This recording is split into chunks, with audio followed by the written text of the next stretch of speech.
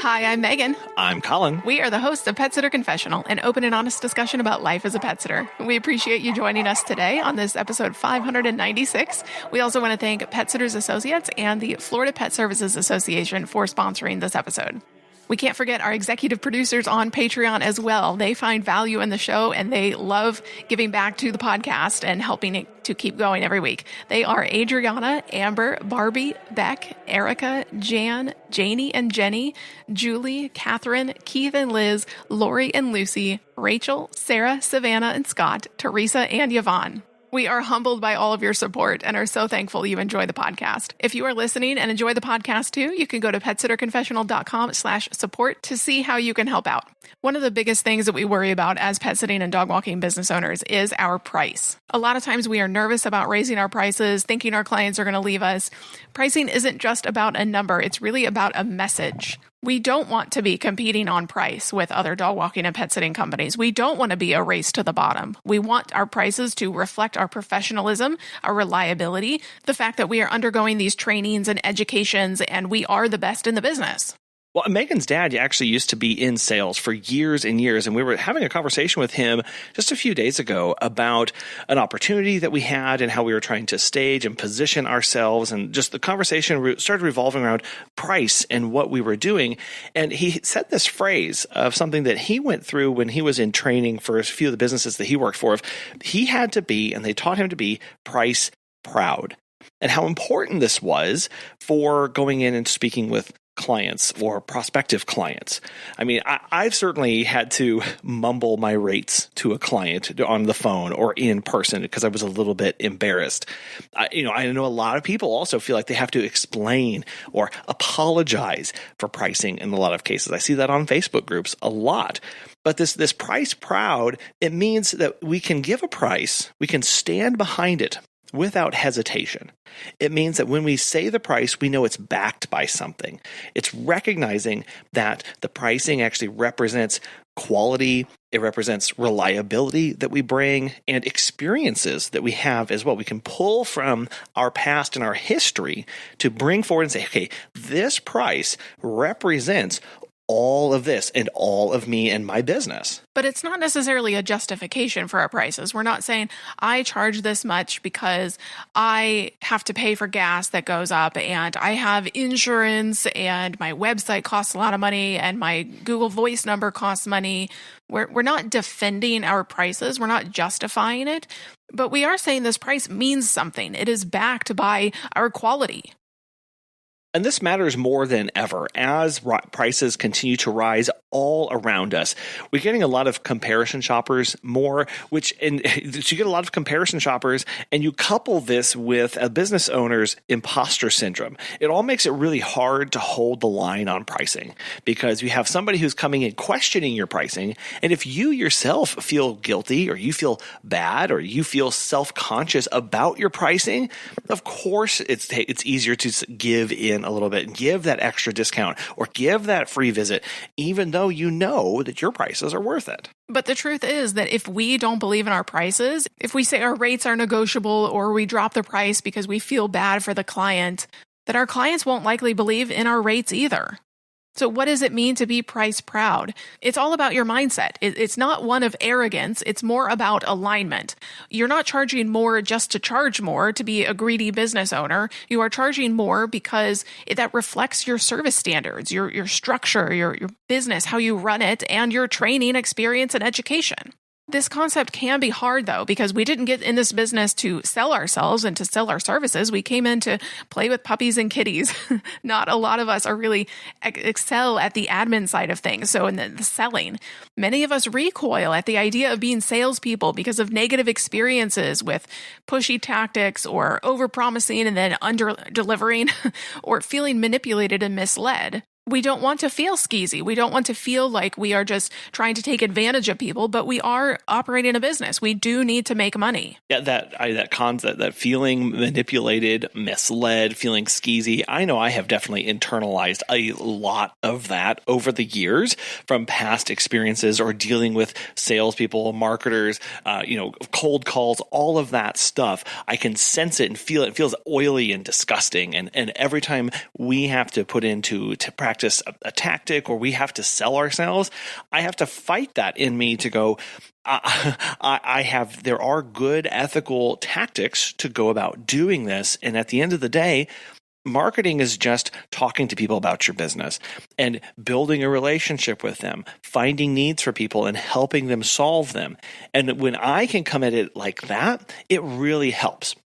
Because until about 1000 AD, the Old English word salon simply meant to give or deliver or offer.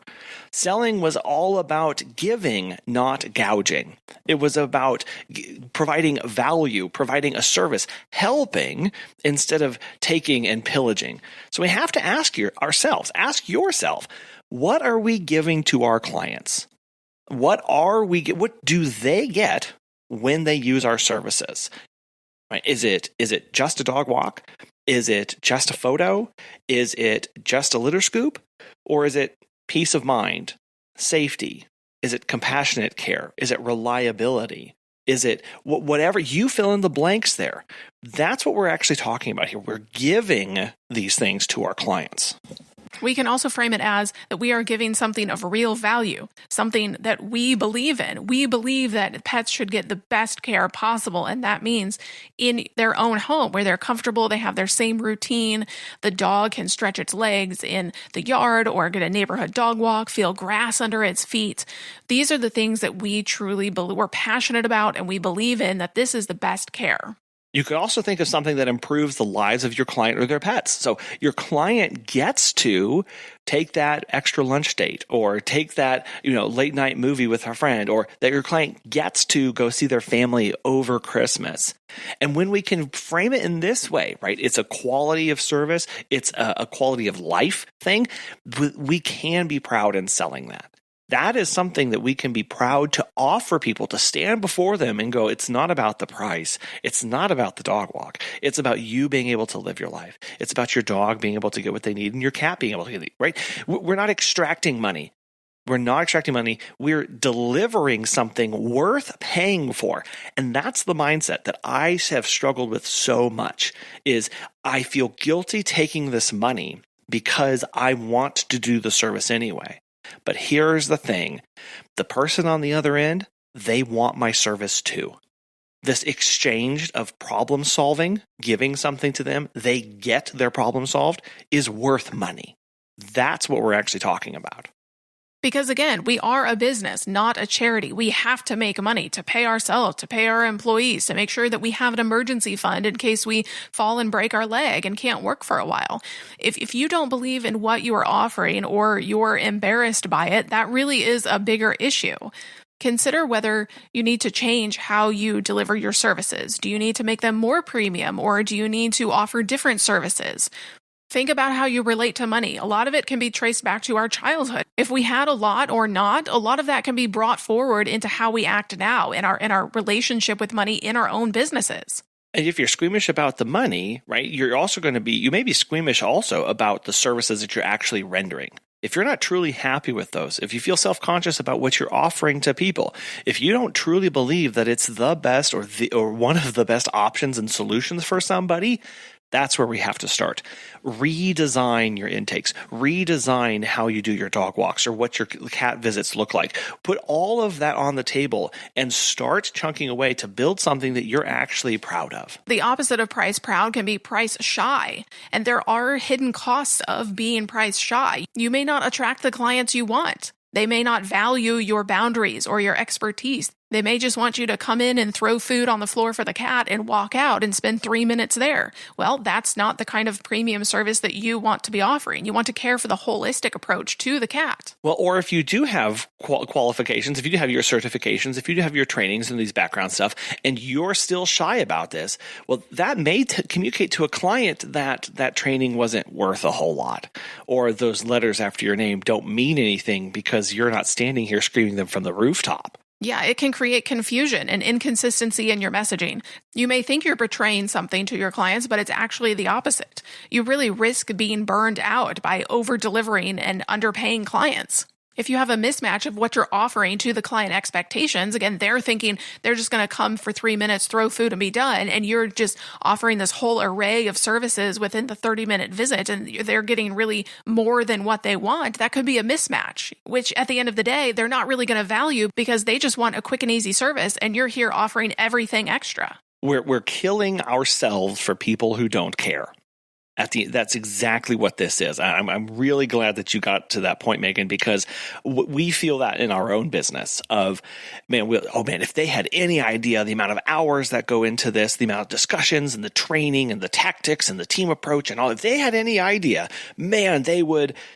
Well, would they? Right. That's the question that we have to ask ourselves of we pour so much into this, 155% all of the time. And if the clients don't actually value it on their end, it's kind of pointless and it's wasted on them. And so instead, we can be price proud up front, not shy away from the price, not try and eke out or get people to believe in our prices and just say, you either understand this or you don't.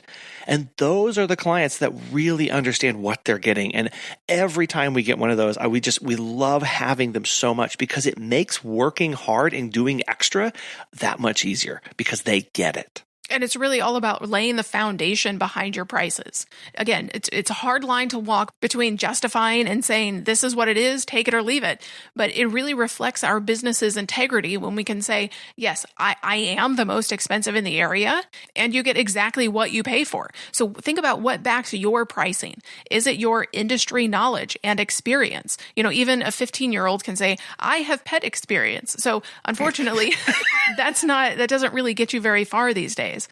Do you have ongoing training or certifications, continuing education? We've noticed in our community a lack of pet first aid and CPR certification. So maybe it's even that sets you apart from the others.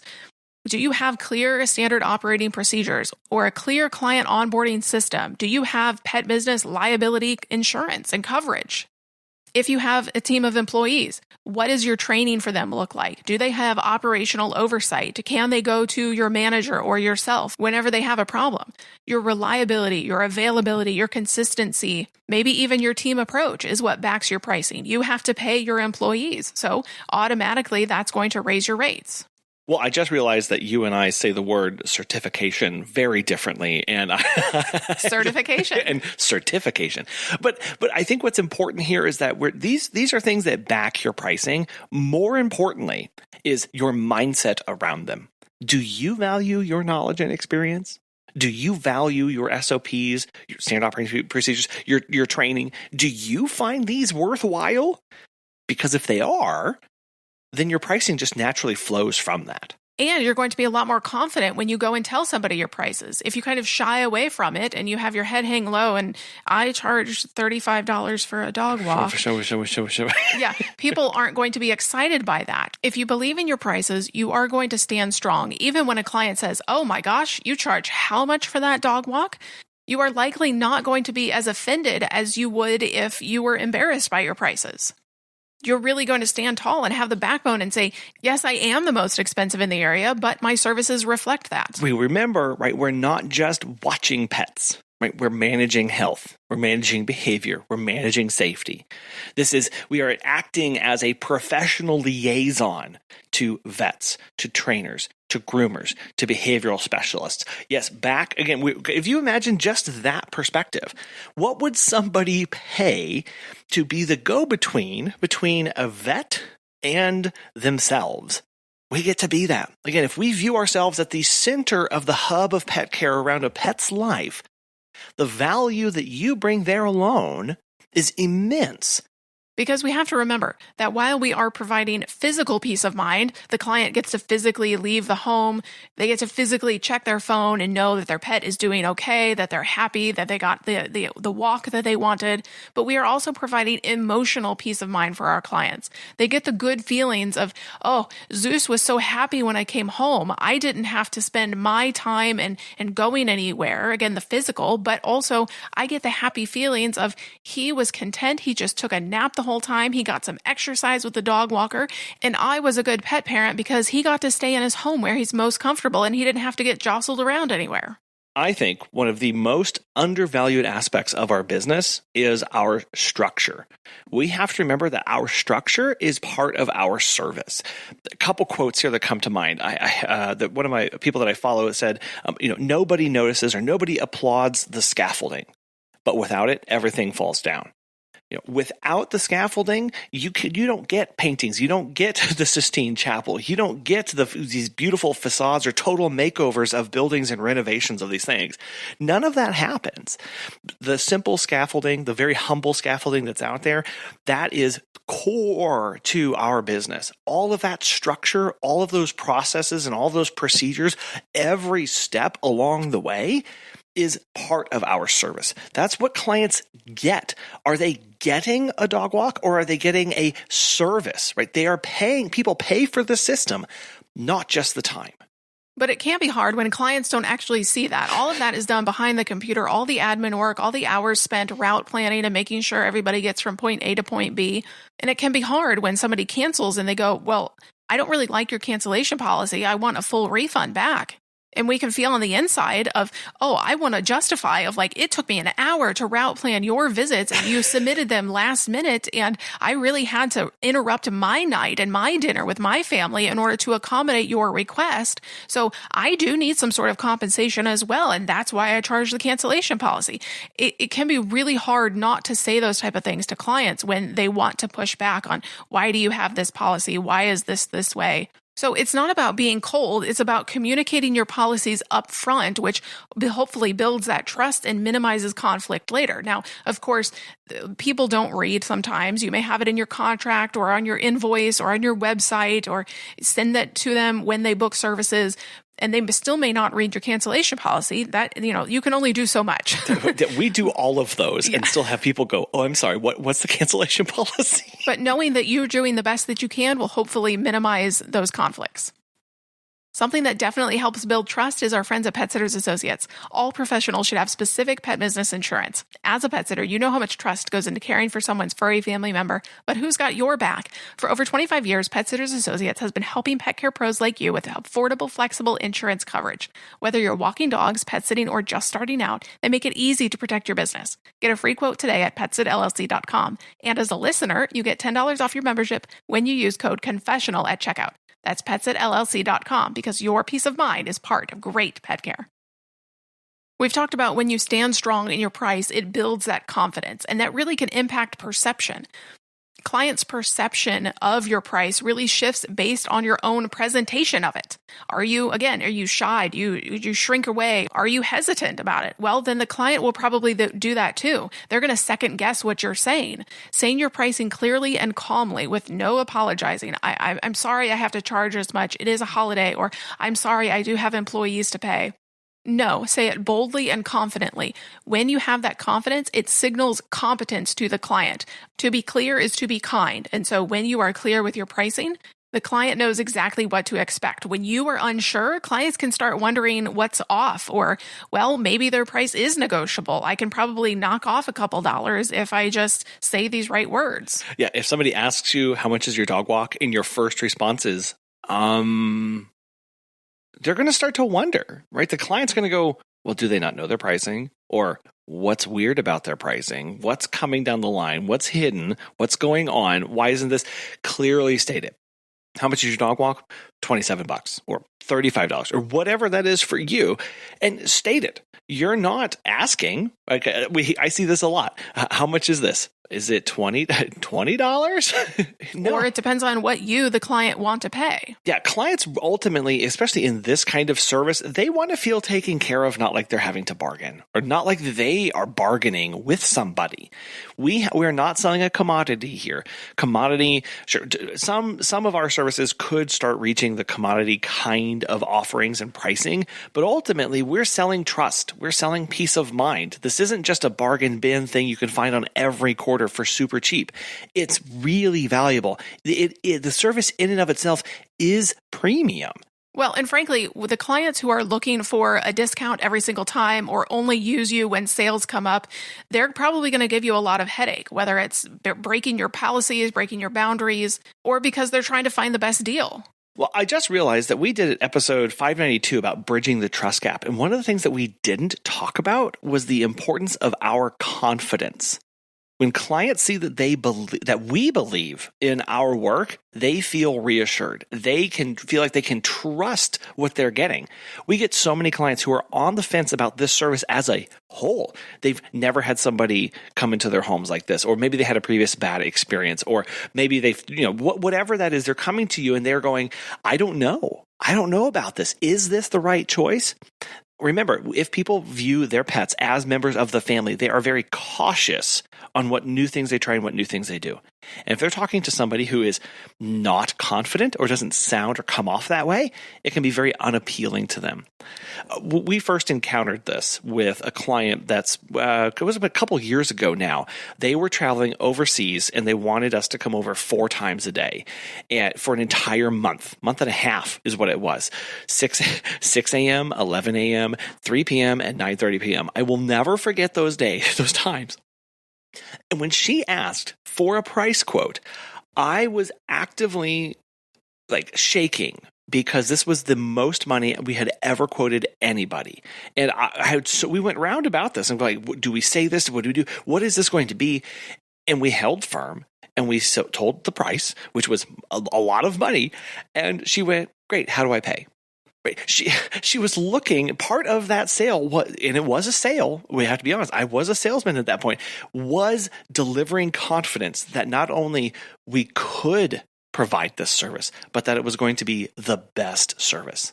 So selling, again, is all about giving, delivering, it's offering. And it's offering you, and it's very heart-centered what we do. Because a lot of times, and I know we have been guilty of this as well, we assume what the client can afford. They may not drive a very fancy car, they may not live in a fancy house, but they love their pet so much that they're willing to pay whatever it takes, a premium, in order for their dog to get taken care of and have the best experience possible.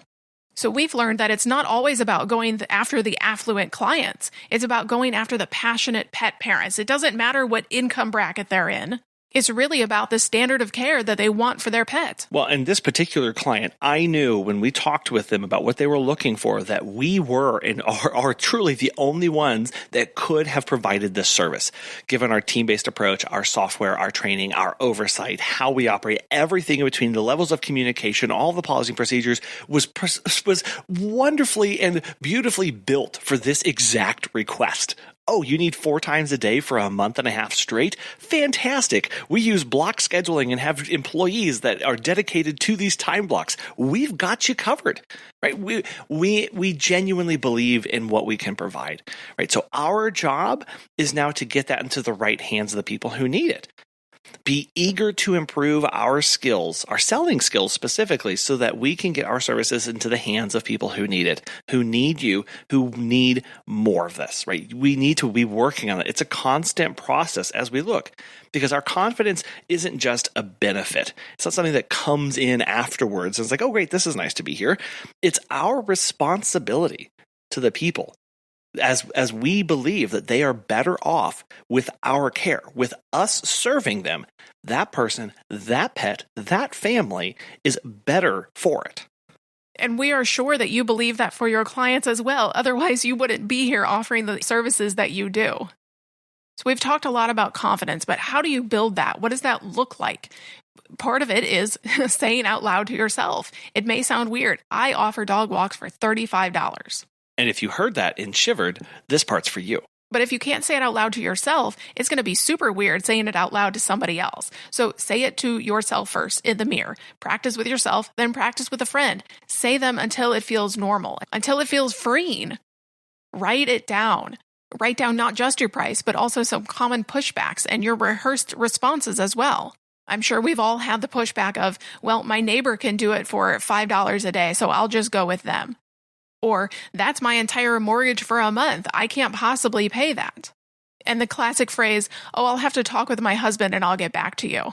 We know now, after hearing that phrase hundreds of times over the past 13 years, that means they're not going to go with us because our prices are too high. We'll never hear from you again. Right. But know your value and track it. Keep a file of positive client feedback. What do they love about you? What do your Google reviews and your Facebook reviews say? Repeat that back to yourself. Again, use a mirror. I provide a great service that gives my clients peace of mind. I am dependable.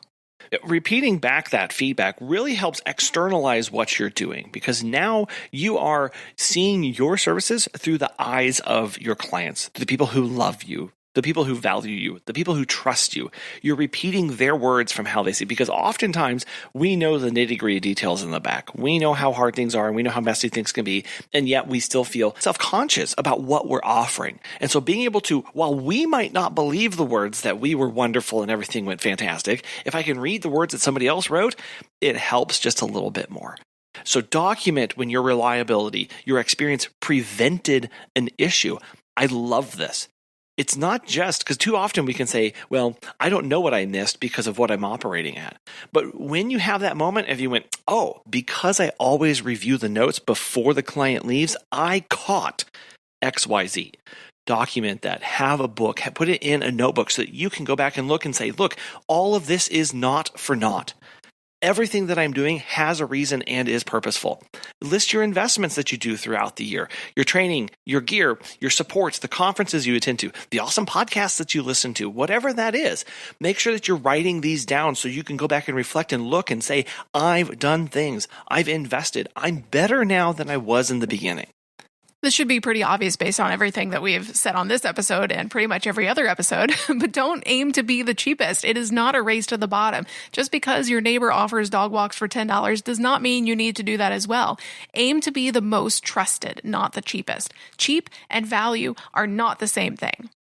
A lot of times on Facebook posts, when somebody's looking for a pet sitter, they say, I want somebody who's affordable and reliable. Well, I chuckle when I see those because those are not the same thing. If you want somebody affordable, if you want to pay only $10 for a dog walk, they're probably not always going to be available because they're going to have another job. They cannot subsist on your $10 a day. Or you see, I need somebody who is experienced in this kind of breed and this stuff, but it's not going to break the bank. Again, they are trying to do these polar opposite things. And in that phrase, you get what you pay for. We often chuckle and say this whenever we see the really cheap pricing out there. But we can also take this phrasing and turn it and use it for when we come out with our pricing or your pricing, when you say, you know what, you do get what you pay for. And I'm worth paying for because of what you get out of this. Calling all pet pros. Ready to level up your business? The Florida Pet Services Summit is happening this year, August 21st through the 23rd at the Humane Society of Tampa Bay. Hosted by the Florida Pet Services Association, this summit is your chance to connect with fellow petpreneurs, gain elite education, and spark creativity in your services. Whether you're a seasoned expert or just starting out, this event is tailored to help you thrive in Florida's unique pet industry landscape, but everybody is invited. Don't miss out on this opportunity to network, learn, and grow. Secure your spot today at flpetassociation.org. Part of being price proud means that you know clients are going to push back. This is going to happen, but we can prepare for it. When we feel equipped and empowered with the possible questions that clients are going to ask or the pushback that they're going to have, we can feel more confident. So first, know that in all likelihood, it is not personal. It's informational. They may just not have the budget for your prices. Often the clients just need help understanding the value. So ask some clarifying questions. What were you hoping for in a provider? How can I best serve you? Can I walk you through how our service works? When you ask these open-ended questions of how or what, it's going to better clarify exactly what they're looking for and how you can help. And then you can use some of their language that they're using back to them so they fully understand what we're all getting into. Well, yeah, a lot of people will just say, oh, I need a pet sitter for the July 4th. And I'll say, okay, well, when you say pet sitter, what do you mean? What are you looking for? And that's usually when we find out that they're needing an overnight person or they're needing something else or whatever. And we can say, oh, okay, well, cool. Well, I hear what you're saying is X, Y, Z. Here's how we can help you and how we're structured to do that, to really help them understand where we're coming from on this. And we have to make sure that we're using comparisons wisely, because too often it can be tempting to say, well, I'm not like those other people down the road who only charge $10 because blah, blah, blah, blah, blah. Right? We don't want to be bashing bashing anybody. And that's not what this is about. We're not bashing competitors, we're not bashing people. We are highlighting what makes us different. So emphasize your quality, not quantity here, right? Well, we focus on individual attention. Professional reporting and safety protocols is what we're all about here at my business, so that you can make sure that you're staying positive in this and highlighting the key differences that you provide that other people just can't. It really is all about reframing your mindset from a negative one to a positive growth mindset. Saying things like, well, I can't speak to how they operate and their standards at XYZ company, but here at ABC company, this is what we do. This is how we offer exceptional services. Of course, there are going to be clients, though, that just say, no, thank you. This is not for me. You're too expensive, or they may laugh in your face or laugh on the phone. We've gotten that as well. We have to let these clients go. If someone is focused only on your price, if that's their first question of how much does it cost, or I need a dog walk tomorrow, how much is it going to be? If that's their only focus, they're probably not your right person, because they're either looking for something immediate and will never use you again, or are only going to be looking for discounts. You have to protect your time, your emotional energy for clients. So if you have people who are always looking for sales and always looking for a cheaper price, they're probably not your ideal clients. They're not those clients who align with your values of offering the most premium, the best care possible, having to pay your employees well. Well, you can't do that if somebody's always looking for a discount and they're only willing to pay $10 for a dog walk. So just as we're supposed to practice saying our prices out loud, and again, I want to encourage you to do that if you have never done this. And here's what you need to do. You need to say your price for your dog walk, and then, or your pet sitting visit, and then you need to practice saying the price out loud as it has been multiplied for the duration of the client's trip. Okay? Say, okay, I hear that you're looking for 3 visits a day for your week-long trip. So what that is 3 visits at $30 a visit, so that's $90 a day, right? And I'm going to take 90, and then I'm going to multiply that by 7, you're going to pay for your week-long trip. That is $630. Now, that can be absolutely terrifying to some clients of, whoa, that's a big number. I don't know if I'm going to be able to pay that. But it is, again, to be clear is to be kind. We want to be as transparent as possible on the front end. So one, we don't have to chase down clients, or we don't get an angry Google review, or we're not having the client at the end of all the visits and they get back from their trip and they say, well, I loved your service, but it was way too expensive and I don't really want to pay that. Or I'm not going to use you again because of how expensive it was, and I didn't know that up front. Just as we need to be practicing saying our pricing, because you need to say that $630 in the most confident, straightforward, clear way. We need to be practicing also our responses for when people have pushback against us. So when they're not happy with the pricing, or when they hear that $630, they go, I can't believe that. I've never heard of something so expensive. You need to practice and have this in your pocket to say, well, we might not be the cheapest, but we are the most prepared and responsive. And that's what you're getting. Or maybe it's, we offer peace of mind, not just pet care. Right. Something that I have been practicing a lot more of is as I'm having a conversation with somebody on the phone, probably 2 years ago, I would be on there trying to convince the people, okay, well, let me see if I can get this to work and try and push this forward. More and more what I've been saying is, you know what? I would just want to make sure that we're the right fit for both of us. And it doesn't sound like it's really going to be a good fit. And admitting that and being upfront with that, going, look, I know you came in looking for pricing or for this kind of service. We're not a good fit because of what you're looking for. We can't provide it at that price, and that's not something that we can do today. And then we move on. But when you can practice these things, they become second nature, and then we don't have that panic that builds up when we do get that pushback. It is important to remember that your pricing reflects your structure, your training, your experience. When we build that confidence in our pricing, that is going to translate to trust with our clients, okay? They know this is what it is. I'm not going to be able to negotiate here. You don't need to justify your prices. Just clearly communicate them. Some people aren't going to like it, and we are not for everybody, and we have to be okay with that. Being a price-proud provider attracts the clients who respect our work, who want the experience that their dog gets, the emotional ooey gooey feelings of, I did hire the best company because I am the best pet parent around. Remember, as a dog walker and pet sitter, you are not just selling a service. Yes, we provide a service, but we are giving quality, care, peace of mind. We need to stand behind it proudly and confidently and shout our prices from the rooftops. So think about this week, one change that you could make to step into this price proudness.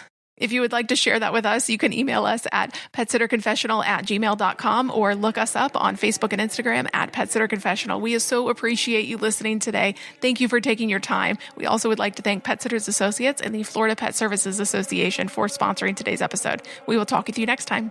Bye.